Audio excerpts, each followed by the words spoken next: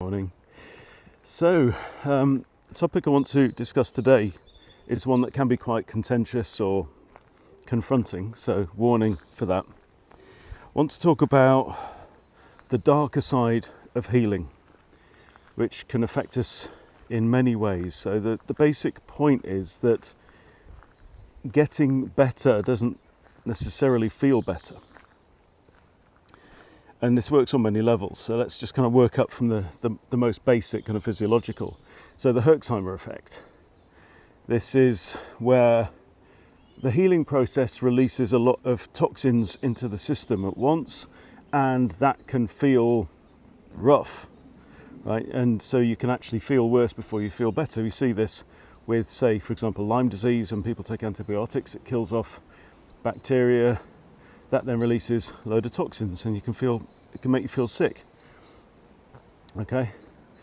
The same can happen, obviously, if you lose a lot of fat very quickly, as we can see. So, even on fix, for some people who have quite toxic systems, we're recommending a lower dose. They're starting on a lower dose and then titrate up from there. Okay. But where it gets really interesting is on the psychological, emotional, spiritual side of things. So I'll start with you as an individual.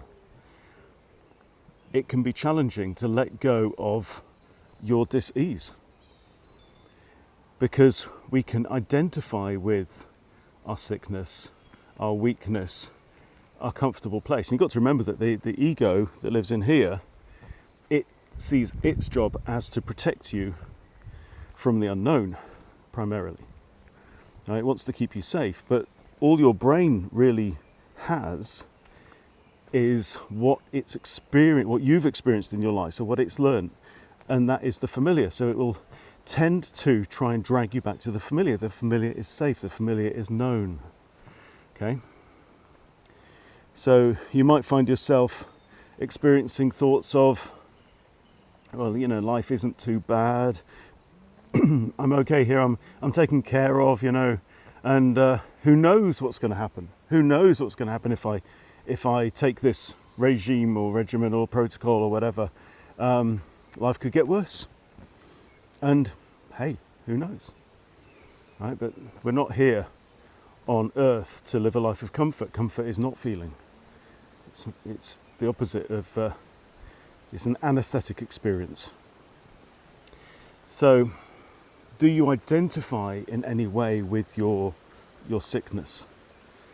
You may need to have to challenge that, and even before you start the thing. And then there's the sense of, well, what if I become stronger, healthy, strong, confident, powerful version of myself? What's that going to mean? Do I want to do that? Because then, the universe, God, whatever, might have other things in store for me that I'm not ready to do. So it'll be challenging you on that level as well, potentially.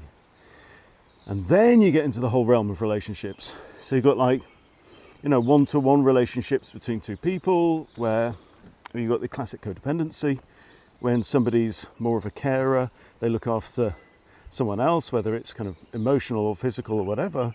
And both of the partners can experience a sense of threat at the prospect of the dis-ease going away and the dependency being removed.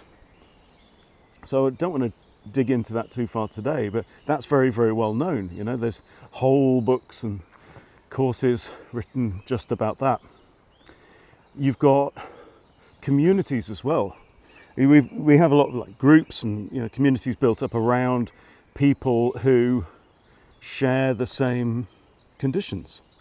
We see this particularly with quite severe things like Crohn's and multiple sclerosis, where there seems to be, and I appreciate how challenging this is, okay, but I warned you at the start, there can be a strong connection to the disease, and you find a lot of resistance when you say, hey, well, did you know that you can actually, potentially reverse this, or there might be things you can do. It's like, no, don't you dare, don't challenge our disease.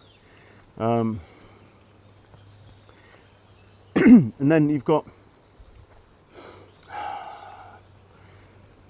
when you're faced with the possibility of becoming strong, you may also find that there are people around you who find that challenging just in itself as well, right?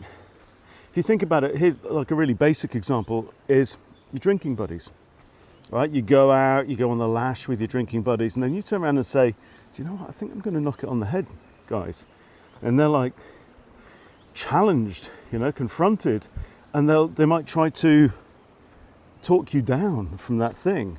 But why? Well, it's not for your benefit, right? It's not really to do with you at all. It's because we have all been conditioned to see safety in comfort and safety in being mediocre and safety in the little protections that society gives us, right? Our society doesn't want you to be strong and to stand up and to be the most powerful version of yourself. So we've all been trained to fear that. So as you step forward and say, I'm going to do this, you may find that there are those who want to drag you back down. A friend shared this parable with me the other day. There's a fisherman walking along the seafront, and he's got a bucket full of crabs. The dude walks past him and goes, mate, you've got a load of crabs in that bucket, but you've got no lid on the bucket. There's no net over the top. What's to stop the crabs from just climbing out? And the guy puts the bucket down and he says, well, look, just watch. So the guy stands there and watches what the crabs are doing. And the crabs are constantly trying to climb out of the bucket.